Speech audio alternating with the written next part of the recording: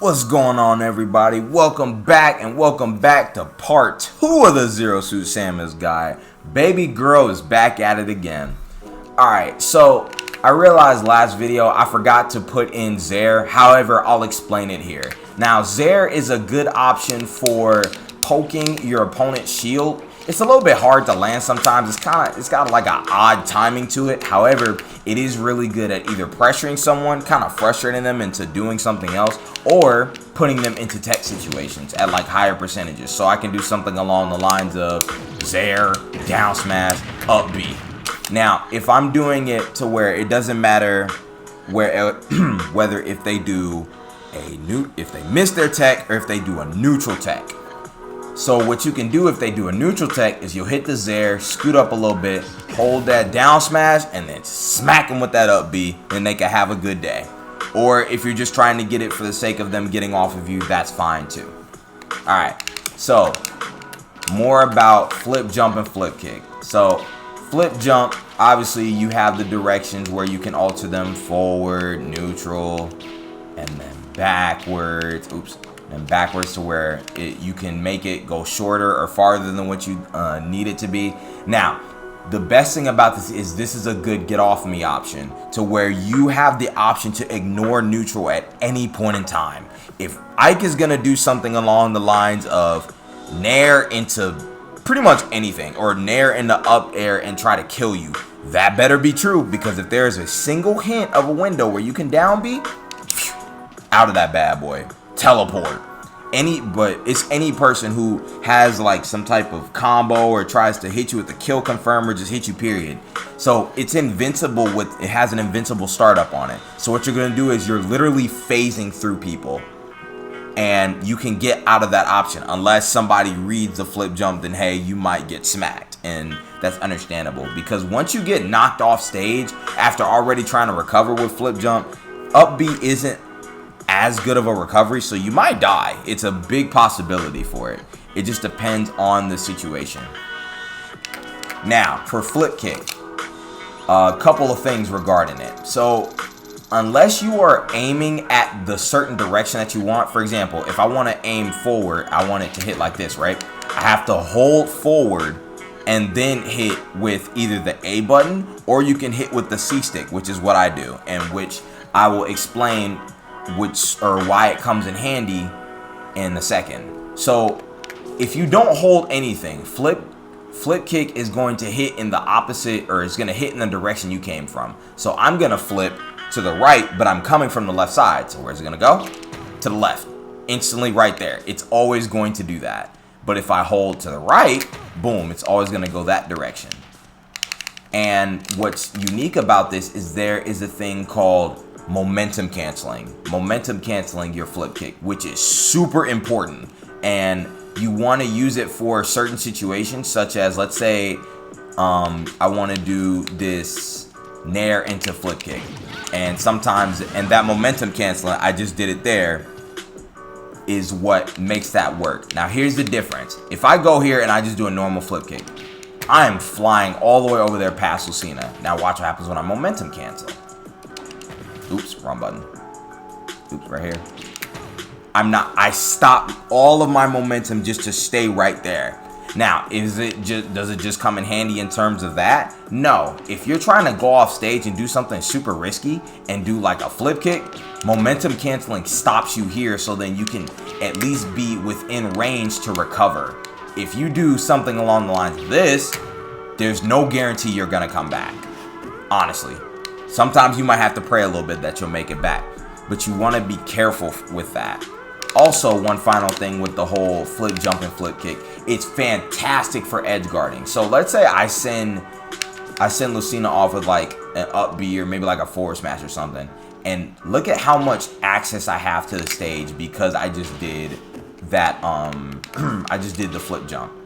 Now I can cover different options to where I can go here, do 2 up airs, and I can come back. Or I can just wait for a minute, back air, and then come back that way. You want to use flip kick in a lot of different creative ways in order to make it better. Now, for boost kick. Boost kick is good for punishing bad spacing Especially when like you're trying to do it out of shield, right? So Lucina's right here in my soul. If she wanted to just come in and forward air me and she did no type of spacing whatsoever, you're getting upbeat. Straight up. You're getting upbeat out of shield. Now, the thing about boost kick is that you have 2 ways of hitting it. Or it can send you 2 ways with that final hit. And you have 2 situations or 2 scenarios where you want it to hit that specific direction. So, if I want to kill from the top, right? From the top of the stage, either with ladder combos or just for whatever option that I'm doing, that I'm closer to the sky and to the upper blast zone than I am over to the side, I want to hold, you're going to do up B, but you're going to hold back. Don't immediately hold back. Press up B first, then hold back. Otherwise, you're going to get a B reverse flip kick, and you don't want that. So, in this situation, right? Let's say I'm going to do down smash, up air, and up B. Right? I'm going to want to hold back so it goes straight up. You want it to be straight up because you're basically trying to go for whichever one's going to kill first. If you're like all the way over here in the corner, obviously go to the side. Just hit the side. Or if I'm right here, right, and I'm at the edge of the stage, I'm going to up B and I'm going to hold, and I'm going to want to kill to the side. And all you do with that is just you press up B and you hold it to the right. That's all you need to do on it. Now, for meeting with the ladder combo, like the flip kick, I won't go too much into the specifics because it's actually really complicated and it requires like a lot of understanding, if you will, of frame data. The biggest thing that I can tell you is that you want to be super close. I'm going to put it into slower motion. Oops, where is it at? Right here. Let's see if I can do this to make this work better. So I'm here, right? I want to be right there, pretty much in Lucina's soul in order for that up B to properly connect. Because the fastest, there you go. Because the fastest option that people have, wow, that killed. The fastest option that people have in this game when they're trying to dodge, when they're trying to get out of things is spot dodge, or I'm sorry, it's air dodge. If you're not close enough, the boost kick will not land, and what's mostly going to happen is that people are going to air dodge as soon as you try to do that boost kick. So what it is that Zero Suit Samus is not necessarily cheating the system, but she's outspeeding the system to where you're going to get your punish before they're able to dodge, and then it counts as true. And that's what makes that really good. Okay. And one final thing, or I'm sorry, before I go into the conclusion with everything, the mentality of playing with Zero Suit Samus. All of your matchups, every single one, from top tier down to the bottom, depends on 3 things. Your opponent's playstyle, and by playstyle, I mean either whether they're offensive, defensive, or they play bait and punish, how hard it is to hit them with their character, and their combo breaking potential. So, Lucina, right? Lucina is pretty easy to combo once I get in. However, her combo breaking potential is up B. If I don't do anything that's necessarily true, she can up B out of it. And if I'm at like a high percentage, she might kill me. At a really high percentage, actually. She might kill me. But most of the time, it's just about breaking combos. But I don't have to really worry about how hard it is to hit her. But let's say I go against somebody such as Kirby or Pikachu. It's really hard to hit them. It's hard to hit them because they're tiny. They're very tiny. They're going to stay just about here. And if I try to do things like Nair or even like Zair, it's harder to hit them with it. So for those type of matchups, you have to do more things like down tilt or basically lower hitting moves. And to a certain extent, grab. But again, grab is a Hail Mary within itself sometimes.